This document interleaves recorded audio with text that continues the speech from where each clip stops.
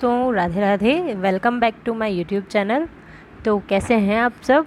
उम्मीद है अच्छे होंगे और अच्छे से अपनी पढ़ाई कर रहे होंगे। ठीक है, तो जैसा कि आपको पता है, लास्ट वीडियो में मैंने कहा था आपको कि हमारे जो फंडामेंटल्स से रिलेटेड जितने भी प्रैक्टिकल क्वेश्चंस, बेसिक जो क्वेश्चंस बनते थे, वो क्वेश्चन हम लोग लास्ट वीडियो तक कर चुके हैं। अब जो है, हमने इस चैप्टर से रिलेटेड जो लेंदी और टिपिकल क्वेश्चन होते हैं, जो एग्ज़ाम में ज़्यादा नंबर के आते हैं, वो क्वेश्चन आज हम प्रैक्टिस करने वाले हैं। ठीक है, तो जो आपके बड़े क्वेश्चंस हैं, उनसे रिलेटेड हम 2 या 3 वीडियोस अपलोड करेंगे। ठीक है, और उससे जो है आपका फंडामेंटल से रिलेटेड चैप्टर पूरा बेसिक लेवल से हाई लेवल तक आप पूरा कंप्लीट कर चुके होंगे, और इसके बाद में फंडामेंटल्स में आपको कोई प्रॉब्लम नहीं आएगी।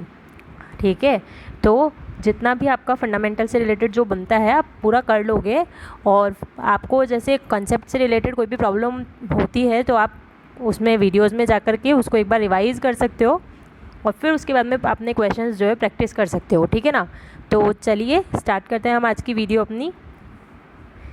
ABC are partners in a firm on 1 April 2008। Capital stood their fixed capital stood. क्या लिखा है? Fixed capital stood. जैसा कि हमने आपको बताया था, आपके जो कैपिटल मेथड्स होते हैं, कैपिटल अकाउंट मेंटेन करने के लिए आपके पास 2 मेथड्स हैं। ठीक है, एक होता है फिक्स कैपिटल मेथड और एक होता है फ्लक्चुएटिंग कैपिटल मेथड। ठीक है, फिक्स कैपिटल मेथड में जो है आपकी 2 अकाउंट प्रिपेयर होते हैं, एक कैपिटल अकाउंट और एक करंट अकाउंट। ठीक है, और कैपिटल जो होती है वो आपकी इसमें फिक्स होती है।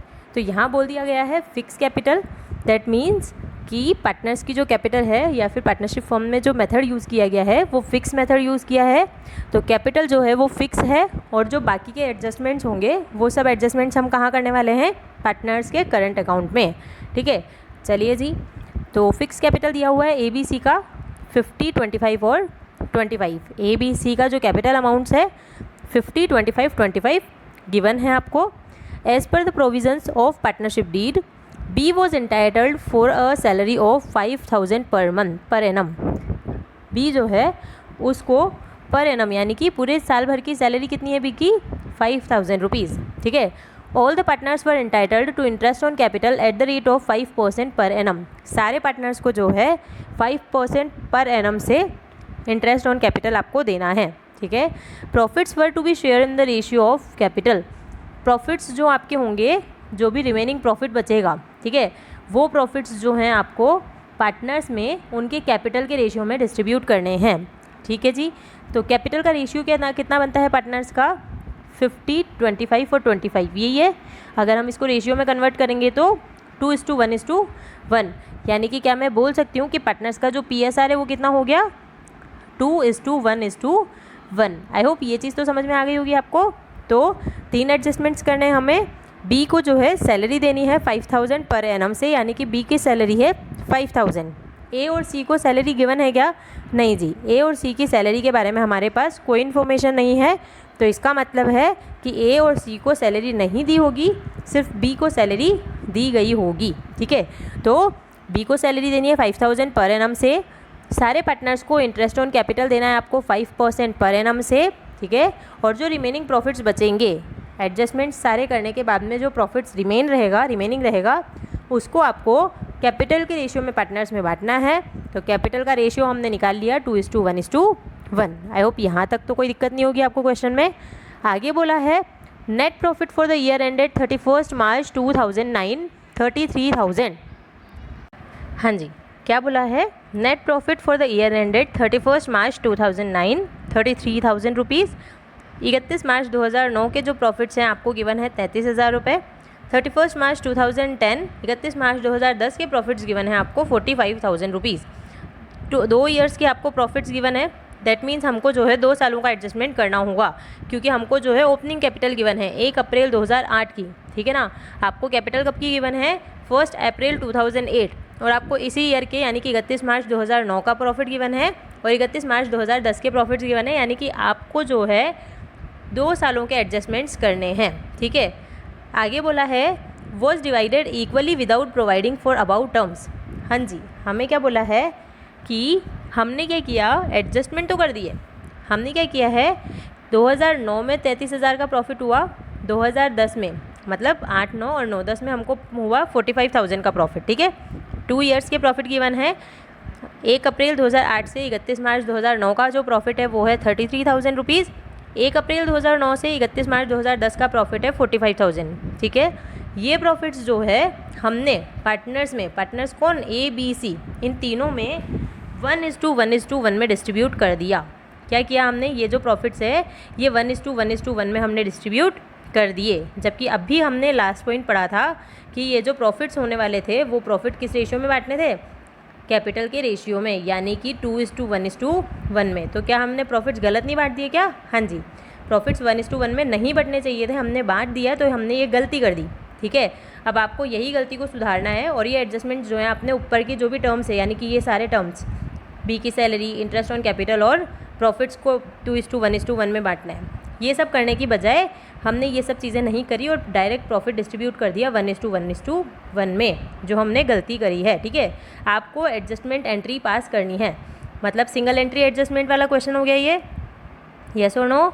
ये क्वेश्चन किससे रिलेटेड है, सिंगल एंट्री एडजस्टमेंट से रिलेटेड है। ठीक है, तो हमें क्वेश्चन में बोला क्या गया है भाई, हमको एंट्री पास करनी है। ठीक है, तो हम सबसे पहले स्टेटमेंट बनाएंगे। मैंने आपको कहा था आपको जब भी सिंगल एंट्री वाला क्वेश्चन दिया जाएगा तो आपको क्या बनाना है, स्टेटमेंट बनाना है। ठीक है, तो हम स्टेटमेंट बना लेते हैं।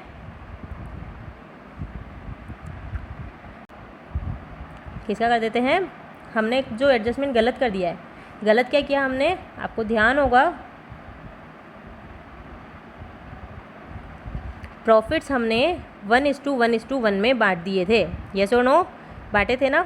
डेबिट में कुछ अमाउंट नहीं है, इसलिए मैं डेबिट का सिर्फ हमें नॉलेज के लिए हम कॉलम बना रहे हैं, बाकी डेबिट का कॉलम हमारे यहाँ कई काम में नहीं आने वाला, जो पार्टनर्स है उनके। ठीक है, तो अब क्या होगा,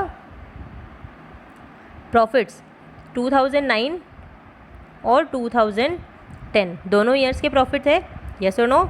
हमने उनको क्या किया, डिस्ट्रीब्यूट कर दिया किस रेशियो में, 1:1:1 में। तो वो हमने गलत कर दिए, यानी कि पार्टनर्स को क्रेडिट कर दिया हमने गलत से। तो यहाँ पे काम आएगा आपका जो डेबिट कॉलम है, वो यहाँ काम आने वाला है। ठीक है,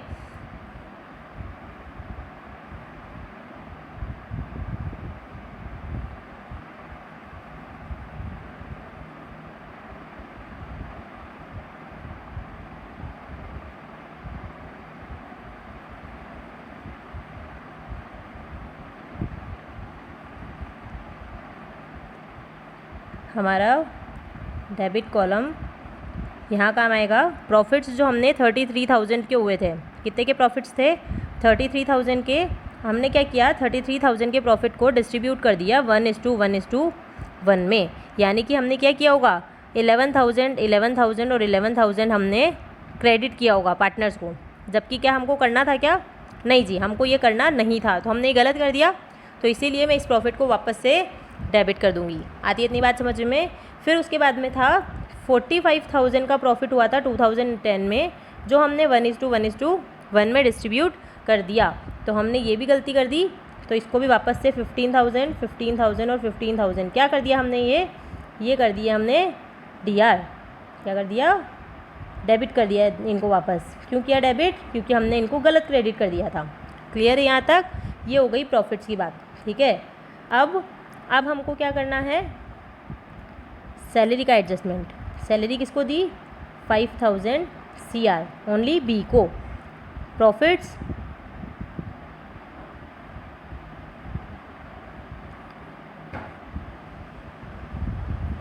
हाँ जी, तो क्या करे थे हमने क्या किया, प्रॉफिट्स को वापस डेबिट किया है। क्यों किया है प्रॉफिट्स को DR, क्योंकि ये प्रॉफिट्स हमने गलत क्रेडिट कर दिए थे, इसलिए वापस मैंने इनको कर दिया है डेबिट। सैलरी बी को दी थी हमने, बी को सैलरी दी है, तो वो उसके चली गई CR कॉलम में, यस और नो। अब बात आती है इंटरेस्ट ऑन कैपिटल की। इंटरेस्ट ऑन कैपिटल की जो रेट गिवन थी हमको, वो गिवन थी 5% पर एनम की। कितनी थी, 5% पर एनम। अगर 5% पर एनम की इंटरेस्ट रेट है, और आपको ध्यान होगा कि इनकी जो कैपिटल थी पार्टनर्स की, वो थी 50, 25 और 25, 50, 25, 25, यही थी कैपिटल। तो 50,000 के ऊपर 5% से पार्टनर्स के लिए इंटरेस्ट ऑन कैपिटल क्या है, इनकम, और इनकम है तो कहाँ जाएगी, ये पार्टनर्स के CR साइड में। ठीक है, तो ये हो गया ए का कॉलम। ये था बी का और ये है सी का, ठीक है। 50,000 पे 5% से 2,500, ठीक है, और 25,000 पे 1250, इस पे भी 1250। आती है बात समझ में? तो फर्म के लिए क्या हो गई, ये लॉस हो गया, ये भी लॉस, सैलरी का जो अमाउंट है वो भी लॉस होगा फर्म के लिए अकॉर्डिंग टू फर्म। पार्टनर्स के लिए तो हमने कह दिया कि पार्टनर्स के लिए इनकम है, जबकि फर्म के लिए क्या है, लॉस। तो सैलरी भी लॉस है तो फर्म के डेबिट साइड में चली गई, ठीक है। और जो इंटरेस्ट ऑन कैपिटल है वो भी फर्म के लिए लॉस है, इस वजह से उसको भी हम डेबिट साइड में ले गए हैं फर्म की, ठीक है। अब बात करेंगे प्रॉफिट्स की। 2 सालों का एडजस्टमेंट करना, ये हो गया हमारा 2009 का, ये हो गया हमारा 2010 का, ठीक है। ऐसे ही इंटरेस्ट ऑन कैपिटल जो है ये हो गया 2009 का और ये हो गया 2010 का। अब हम क्या करेंगे, 2009 में प्रॉफिट्स कितने थे, 33,000, यही थे, 33,000 प्रॉफिट्स थे। इसमें से फर्म को जो है कितने की सैलरी पे करनी थी, 5,000 की, तो ये मैं माइनस कर दूंगी, यस और नो। 5,000 की सैलरी और 5,000 का इंटरेस्ट ऑन कैपिटल माइनस करने के बाद जो रिमेनिंग प्रॉफिट बचेगा आपका कितना, 23,000 रुपीज़। इसको आपको डिस्ट्रीब्यूट करना है 2:1:1 में। समझ आती है बात? क्या किया हमने कि जितने प्रॉफिट्स 2009 यानी 2009 में कितने प्रॉफिट्स हुए हैं, 33,000 रुपीज़। तो इस 33,000 रुपीज़ में से सबसे पहले मैं क्या करूँगी, सैलरी, इंटरेस्ट ऑन कैपिटल, ये 2 ही एडजस्टमेंट्स थे हमारी जो है फर्म में, तो इन दोनों एडजस्टमेंट को माइनस करूँगी। तो 2009 के लिए जो सैलरी बनती है वो कितनी बनती है, 5,000 बी की, और 2009 के लिए ही इंटरेस्ट ऑन कैपिटल कितना बनता है, 5,000 रुपीज़। आती है इतनी बात समझ में? तो ये सारे एडजस्टमेंट करने के बाद में कितना प्रॉफिट बचता है, 23,000 रुपीज़, जिसको अब हमको ABC में 2:1:1 में डिस्ट्रीब्यूट करना है। आई होप आपको यहाँ तक समझ में आया होगा। इसके बाद में क्या बोल रहे हैं हम, इसके बाद हमने बोला कि जो है 2010 का प्रॉफिट कितना था, 45,000 रुपीज़। तो 45,000 में से भी क्या करूँगी मैं, 5,000 की सैलरी और 5,000 का इंटरेस्ट ऑन कैपिटल माइनस कर दूँगी। तो जो रिमेनिंग प्रॉफिट बचेगा वो रिमेनिंग प्रॉफिट 2:1:1 में डिस्ट्रीब्यूट हो जाएगा। आई होप ये पूरा का पूरा फॉर्मेट तैयार कैसे करना है हमको आपको समझ में आ गया होगा। अब इसको प्रैक्टिकली फॉर्मेट के अंदर देख लेते हैं कि किस तरह से किया गया है। तो amount already credited as share of profit, already कितना क्रेडिट कर दिया था हमने, 33,000 और 45,000 1:1:1 में, जो हमने गलत किया था। इसीलिए अब हम क्या करेंगे, सारे पार्टनर्स को वापस DR 11,000 और 11,000 और फिर ये आ जाएगी फर्म की टोटल। तो फर्म का बैलेंस क्या हो जाएगा, फर्म का हो जाएगा CR बैलेंस। यहाँ तक बात समझ में आती है? इसके बाद में अमाउंट जो अब हमको क्रेडिट करने थे, तो सैलरी 2009 की सैलरी 5,000, 2010 की सैलरी 5,000, ठीक है। इसके बाद में IOC, तो इंटरेस्ट ऑन कैपिटल आ जाएगा 2009 के लिए 2,500, 1,250, 1,250। तो टोटल फर्म के अकाउंट में क्या होगा, ये हमारे यहाँ पे तो क्या हो रहा है, पार्टनर्स के अंदर हो रहा है इसका बैलेंस CR, ठीक है। तो फर्म में क्या हो जाएगा इनका बैलेंस DR। आती है बात समझ में? फिर इसके बाद में इंटरेस्ट ऑन कैपिटल 2009 के लिए हो गया, 2010 के लिए भी जो है ये सिमिलर हो जाएगा, ठीक है। फिर उसके बाद में प्रॉफिट्स का शेयर कैसे डिस्ट्रीब्यूट होगा भाई, अभी बताया मैंने कि जो आपके 33 और 45 का प्रॉफिट था, 33,000 में से 5,000 की सैलरी, 5,000 का इंटरेस्ट ऑन कैपिटल माइनस करूँगी मैं, तो जो प्रॉफिट बचेगा उसको मुझे 2:1:1 में डिस्ट्रीब्यूट करना है। और उसके बाद में 45,000 में से 5,000 की सैलरी, 5,000 का इंटरेस्ट ऑन कैपिटल, इसको माइनस करना है। तो जो रिमेनिंग प्रॉफिट बचेगा उसको आपको 2:1:1 में डिस्ट्रीब्यूट करना है। आई होप ये यहाँ तक का पूरा समझ में आता है फॉर्मेट कि हमने क्या किया। सबसे पहले जो प्रॉफिट जो प्रॉफिट ट्रांसफ़र गलत कर दिए हमने, जो हमने 1:1:1 में ट्रांसफ़र कर दिए, तो ये हमने गलती की थी। इसीलिए वापस से पार्टनर्स का जो अकाउंट है उसको वापस DR कर रही हूँ मैं, ठीक है। और फर्म का प्रॉफिट बढ़ जाएगा वापस से, क्योंकि पार्टनर्स को DR कर दिया तो हम उसको CR कर देंगे। फिर सैलरी का एडजस्टमेंट, इंटरेस्ट ऑन कैपिटल का और प्रॉफिट्स का एडजस्टमेंट हमको करना है।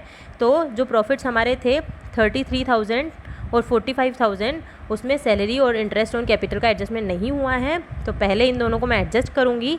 फिर जो रिमेनिंग प्रॉफिट बचेगा उसको मैं 2:1:1 में पार्टनर्स में डिस्ट्रीब्यूट कर दूँगी। आई होप यहाँ तक सारी जो भी काम था हमारा वो आपको समझ में आता होगा, ठीक है।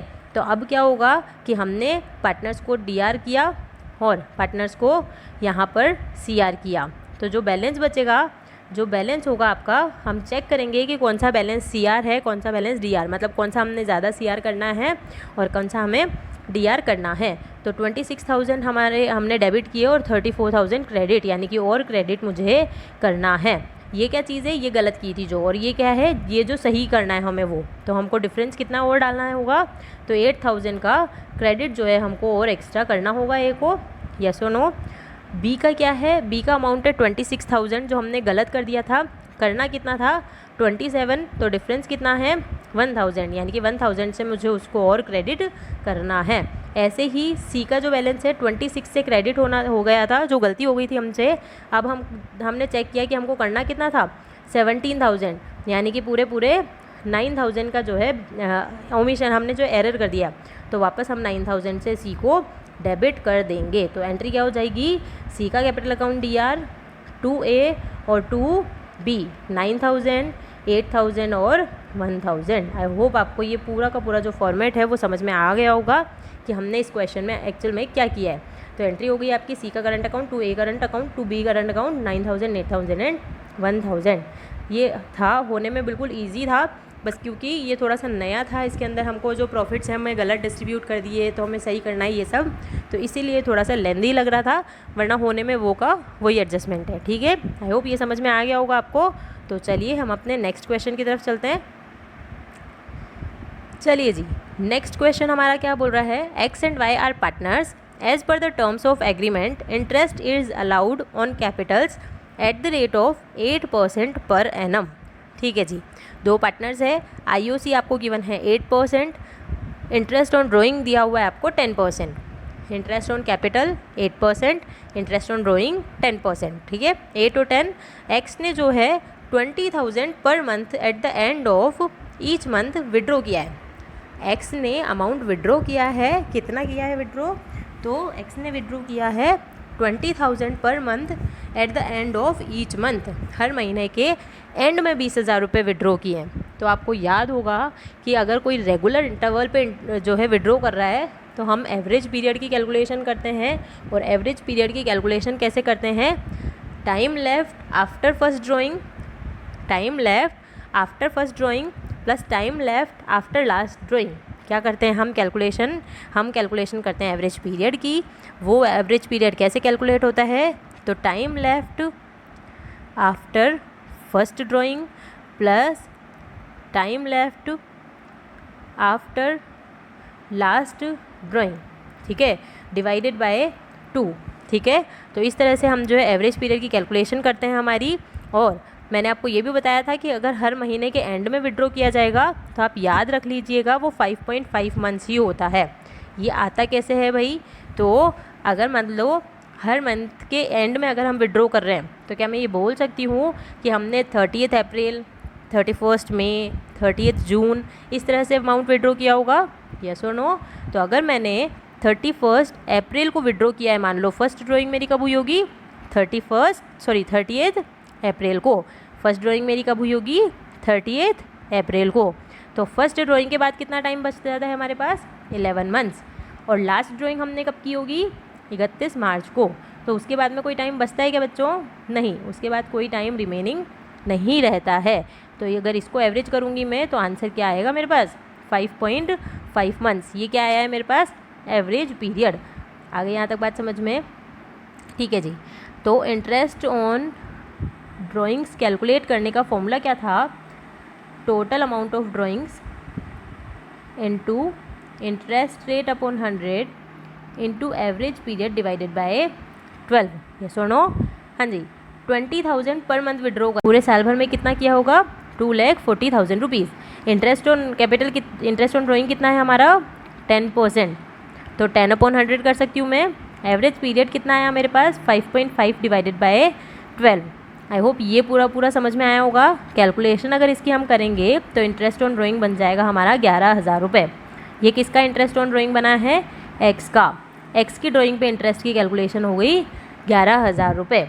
आ गया यहाँ तक समझ में, ठीक है जी। फिर इसके बाद में वाई ने कितना विड्रॉ किया है, ये याद रखेंगे हम कि एक्स का इंटरेस्ट ऑन ड्राइंग कितना है 11,000। ठीक है, हाँ जी, तो हमने किसका निकाल लिया, एक्स का इंटरेस्ट ऑन ड्राइंग का अमाउंट हम निकाल चुके हैं। ठीक है, अब हमें निकालना है वाई का। वाई ने कैसे विड्रॉ किया है, Y withdrew 60,000 at the end of each quarter.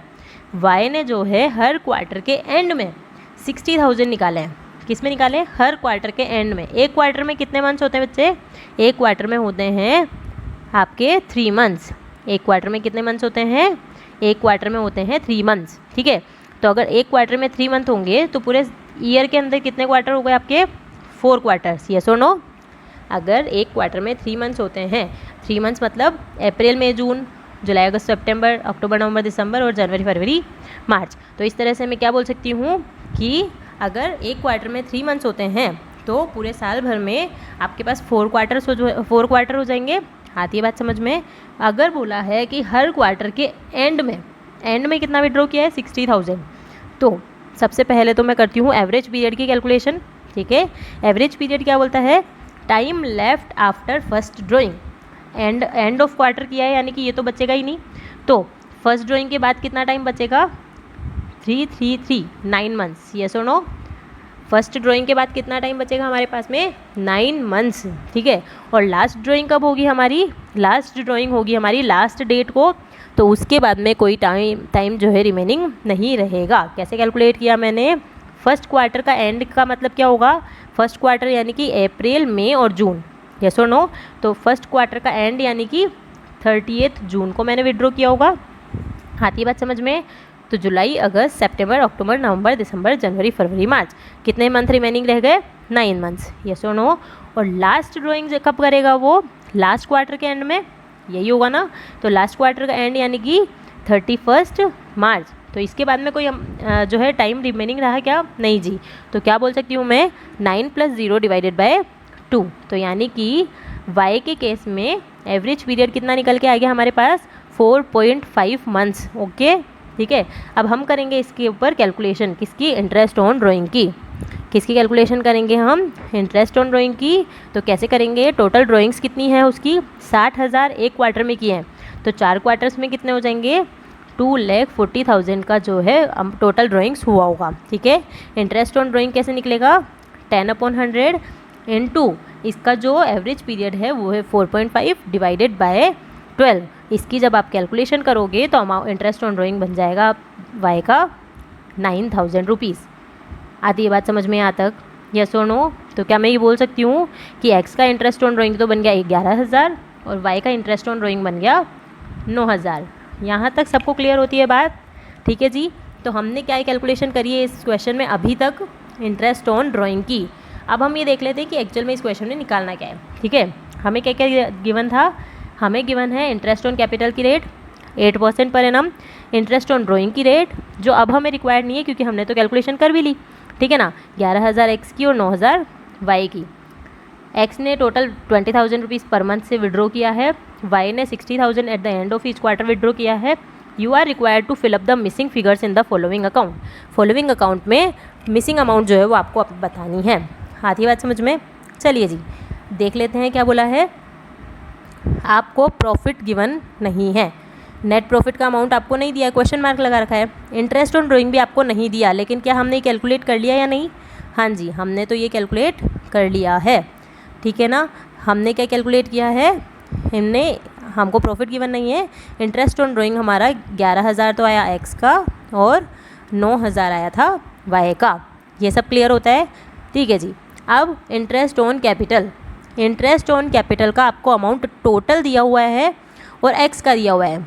क्या दिया हुआ है, टोटल और एक्स का इंटरेस्ट ऑन कैपिटल दिया हुआ है। तो क्या मैं इसमें से इसको माइनस करके वाई का इंटरेस्ट ऑन ड्राइंग नहीं निकाल सकती क्या, बिल्कुल निकाल सकती हूँ। ठीक है, तो वाई का इंटरेस्ट ऑन ड्राइंग कितना आ जाएगा, 64,000 रुपीज़। अगर मैं 144 में से 80,000 जो है माइनस करूँगी तो क्या आ जाएगा, 64,000 वाई का इंटरेस्ट ऑन कैपिटल आ जाएगा। यहाँ तक समझ में आता है कि अपने को, हाँ जी हमें यहाँ तक क्लियर होता है। तो क्या हुआ, मैंने फर्स्ट क्वेश्चन मार्क इसको सॉल्व कर लिया, सेकंड इसको सॉल्व कर लिया और थर्ड जो है ये वाला सॉल्व कर लिया। ठीक है, अब मेरे पास सैलरी का कुछ अमाउंट दिया हुआ है कि यहाँ अभी तक जो मैंने क्वेश्चन पढ़ा है उसमें सैलरी गिवन है क्या, मुझे अभी तक जितना क्वेश्चन मैंने पढ़ा है उसमें मैंने सैलरी की कैलकुलेशन तो नहीं करी है। ठीक है, ठीक है जी। अब नीचे आ जाते हैं, to profit transferred to capital accounts. Capital accounts में प्रॉफिट ट्रांसफ़र किया है, एक्स के अकाउंट में हमको क्वेश्चन मार्क लगा रखा है और वाई के में 140 गिवन है, लेकिन इसी क्वेश्चन में हमको आंसर गिवन है। कैसे दिया हुआ है जी? हमें बोला है कि जो प्रॉफिट हुए हैं वो प्रॉफिट एक्स और वाई में 2:1 में बांटे हैं। क्या बोला है? जो भी प्रॉफिट रिमेनिंग रहा है उस रिमेनिंग प्रॉफिट को एक्स और वाई में 2:1 के रेशियो में बांटा गया है। ठीक है, तो क्या मैं ये बोल सकती हूँ कि जो वाई का हिस्सा है 1,40,000 वो किसके बराबर है? 1 के बराबर, यानी कि 1,40,000 रुपीज़ का जो हिस्सा है वो 1 के बराबर है। तो 2 का अमाउंट क्या, यानी कि ये अमाउंट 1 पे है तो 2 पे कैसे? ठीक है, जब भी आपको इस तरह से रेशियो में अमाउंट्स गिवन हो ना तो आप जो है ऐसे कैलकुलेशन कर सकते हो। तो क्या किया हमने क्या किया, हमने ये बोला कि 140 यानी कि 1,40,000 का अमाउंट किसके लिए गिवन है हमको? 1,40,000 जो है हमको वाई के लिए दिए हुए हैं। ठीक है, तो हम क्या बोल रहे हैं कि 1,40,000 जो है अगर वो 1 के लिए यानी कि वो वाई का है तो वो 1 के बराबर है, तो 2 के बराबर क्या, अगर ये कैलकुलेशन करूँगी मैं तो जो है ये आ जाएगा 2,80,000 रुपीज़। कितना आ गया? 2,80,000 रुपीज़। 2,80,000 रुपीज़ यानी कि क्या मैं बोल सकती हूँ कि एक्स का प्रॉफिट मुझे पता चल गया, एक्स का प्रॉफिट जो है वो है 2,80,000 रुपीज़। अब मैं सारी चीज़ों को वापस केवल जमा देती हूँ। कैलकुलेशन हमने सीख ली कैसे कैसे किया। ठीक है, interest on drawing 11,000 of X, 9,000 of Y. Y का जो इंटरेस्ट ऑन कैपिटल था वो आया 64,000 रुपीज़। एक्स का जो प्रॉफिट्स था वो आए 2,80,000 रुपीज़। अभी भी मेरे जो P&L अकाउंट में 2 चीज़ें अभी भी मिसिंग है। चलिए आगे देखते हैं, आगे इन्फॉर्मेशन में हमको क्या क्या अवेलेबल है। ठीक है, बाकी P&L एप्रोप्रिएशन हमारा पूरा हो चुका है। आगे हमको दिया हुआ है एक और अकाउंट, पार्टनर्स का कैपिटल अकाउंट सॉल्व करना है हमें। ये सारी चीज़ें मिसिंग है और किस अमाउंट का है वो भी हमें नहीं पता। ओपनिंग बैलेंस जो है वो भी मिसिंग है, एक्स की सैलरी हमें गिवन है और यहाँ पे फिर कुछ मिसिंग है। ठीक है जी, क्या दे दिया हमको यहाँ पे? एक्स की सैलरी। हमारे P&L एप्रोप्रिएशन में एक अमाउंट अगर मैं देखना चाहूँ तो यहाँ पे क्या होगा? यहाँ पे होगा सैलरी। क्या होगा यहाँ पे? 2 पार्टनर सैलरी। कौन से पार्टनर की? एक्स की सैलरी। और वो कितनी है? तो वो है 1,80,000 रुपीज़। कितनी है? एक्स की सैलरी है 1,80,000 रुपीज़। यहाँ तक समझ आता है? ठीक है जी, तो क्या मैं बैलेंसिंग फिगर से इस प्रॉफिट को कैलकुलेट कर सकती हूँ? हाँ, मेरे पास में जो है सारे अमाउंट्स आ चुके हैं और जैसे ही मेरे पास सारे अमाउंट आ गए मैं इन सब की टोटल लगा के क्या कर सकती हूँ, इसको माइनस कर दूँगी तो मेरे पास जो है ओपनिंग प्रॉफिट का बैलेंस, मतलब जो हमारा प्रॉफिट हुए हैं इस साल के, वो बैलेंस में कैलकुलेट कर सकती हूँ। तो P&L एप्रोप्रिएशन तो पूरा हो गया ना? हाँ जी, P&L एप्रोप्रिएशन पूरा हो गया है। एक बार चेक कर लेते हैं। एक्स की सैलरी आई थी 1,80,000, इंटरेस्ट ऑन कैपिटल 80,000 एक्स का, 64 वाई का, प्रॉफिट्स 280 और 140। P&L का बैलेंस आ जाएगा बैलेंसिंग फिगर से। ये कहाँ से आया होगा? बैलेंसिंग फिगर से। और इंटरेस्ट ऑन ड्राइंग और इंटरेस्ट ऑन कैपिटल तो हम कैलकुलेट कर ही चुके हैं। आ गई बात समझ में? चलिए जी, अब क्या बोला है, हमको बताना है ओपनिंग बैलेंस ऑफ कैपिटल। आप बता सकते हो क्या? थोड़ा सा दिमाग लगाओगे तो आपको पता याद आएगा कि हमें जो है इंटरेस्ट ऑन कैपिटल की रेट गिवन थी। कितनी थी इंटरेस्ट ऑन कैपिटल की रेट? 8%। कितनी है? इंटरेस्ट ऑन कैपिटल की रेट गिवन है आपको 8%। और आपको जो है इंटरेस्ट ऑन कैपिटल का अमाउंट भी दिया हुआ है। क्या दिया हुआ है आपको?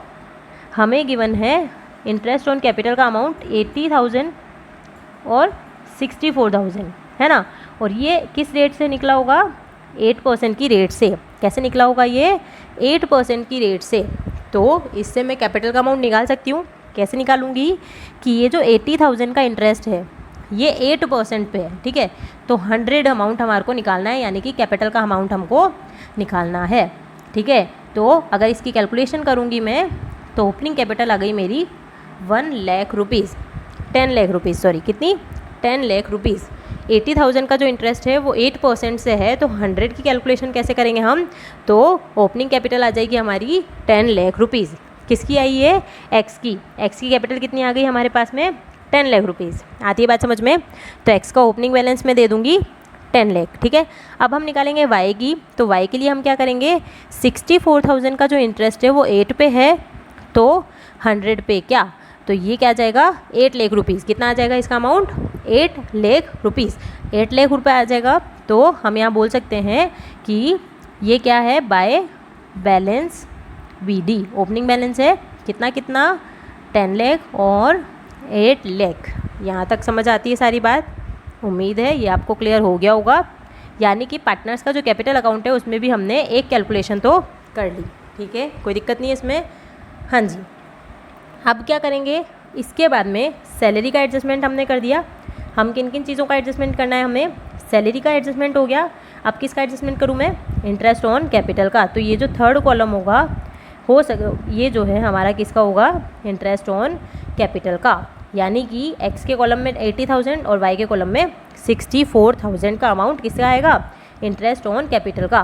क्रेडिट साइड में क्यों डाला, आपको ध्यान होना चाहिए कि इंटरेस्ट ऑन कैपिटल पार्टनर्स के लिए जो है वो इनकम है, ठीक है। और लास्ट का एडजस्टमेंट आएगा bye P&L appropriation account. P&L appropriation क्यों आया, ये जो प्रॉफिट्स आए हमारे, प्रॉफिट्स कौन कौन से 280 और 140 तो हमको गिवन ही है। तो ये जो प्रॉफिट्स आए ये हम कहाँ लेके जाएंगे, क्रेडिट साइड में, और ये 280 और 140 से क्रेडिट हो जाएगा। तो क्या किया हमने, यहाँ वाले क्वेश्चन मार्क पे बाय बैलेंस BD कितना कितना 10 लाख और 8 लाख। एक्स की सैलरी हमको ऑलरेडी गिवन है। इंटरेस्ट ऑन कैपिटल ये आ जाएगा हमारा 80 और 64। फिर हम लिखेंगे बाय P&L एप्रोप्रिएशन 280 और 140। आई होप पार्टनर्स के कैपिटल अकाउंट का क्रेडिट जो साइड है आपका वो भी आपको पूरा समझ में आ गया होगा। क्लियर होती है यहाँ तक बात, ठीक है जी। अब यहाँ पे 3 एडजस्टमेंट करने हैं। 3 एडजस्टमेंट कौन कौन से हो सकते हैं, तो बच्चों आपको ध्यान होना चाहिए कि पार्टनर्स ने जो है सबसे पहले तो ड्राइंग करी है। क्या किया है, ड्राइंग्स की है। तो वो जो ड्राइंग्स का अमाउंट है कितना कितना था, दोनों में 240।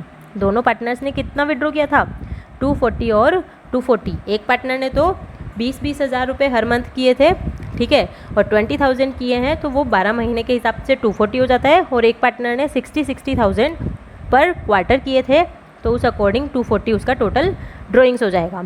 आती है बात समझ में। तो फर्स्ट जो हमारा क्वेश्चन मार्क है उसका आंसर क्या बन गया, ड्राइंग्स।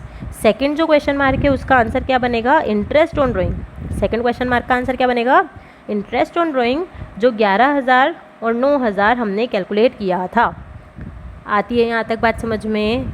क्या किया हमने, opening balance, salary, interest on capital, P&L appropriation, drawing और इंटरेस्ट ऑन ड्राइंग। अब आपको अपने आप समझ में आ गया होगा कि लास्ट क्वेश्चन मार्क का क्या मतलब है। लास्ट क्वेश्चन मार्क का मतलब है टू बैलेंस CD। क्या है इसका मतलब, टू बैलेंस CD, यानी कि जो इनका बैलेंसिंग फिगर से क्लोजिंग बैलेंस निकलेगा वो आ जाएगा लास्ट क्वेश्चन मार्क पे। उम्मीद है समझ में आ गया होगा। इसको एक बार फॉर्मेट में देख लेते हैं हम लोग। तो फर्स्ट आया था हमारा बाय बैलेंस BD 10 लाख और 8 लाख। नेक्स्ट जो पॉइंट था हमको गिवन था एक्स की salary 1,80,000, by interest on capital 80,000 और 64,000, बाय P&L एप्रोप्रिएशन 280 और 140, to drawings 240, interest on drawing 11 और 9,000, टू बैलेंस CD। तो ये आ जाएगा हमारा बैलेंसिंग फिगर से। कैसे आएगा ये, बैलेंसिंग फिगर से। आई होप ये पूरा का पूरा क्वेश्चन आपको समझ में आ गया होगा, ठीक है। चलिए जी, तो आज की वीडियो को हम यहीं एंड करते हैं, ठीक है। और जो इससे रिलेटेड और जो कुछ एक प्रैक्टिकल क्वेश्चंस आपके बच्चे हैं उन सब क्वेश्चंस को हम जो है हमारी नेक्स्ट वीडियो में डिस्कस करेंगे, ठीक है। नेक्स्ट या फिर उसकी नेक्स्ट वीडियो में हम इस चैप्टर को पूरी तरह से ख़त्म करेंगे और उसके बाद जो है हम हमारा पार्टनर्स अकाउंटिंग का जो हमारा सेकंड चैप्टर है वो हम स्टार्ट करेंगे, एडमिशन ऑफ पार्टनर्स, जिसमें हम हमारी गुडविल्स वगैरह सबका एडजस्टमेंट्स देखेंगे, ठीक है। तब तक के लिए आप इन्हीं वीडियोस को देखिए और रिवाइज़ कीजिए और उसके बाद में सारे प्रैक्टिकल क्वेश्चंस जो करवाए जा रहे हैं उनको पहले कॉन्सेप्ट अच्छे से पढ़ना और उसके बाद में इन क्वेश्चंस को ट्राई करना, ठीक है।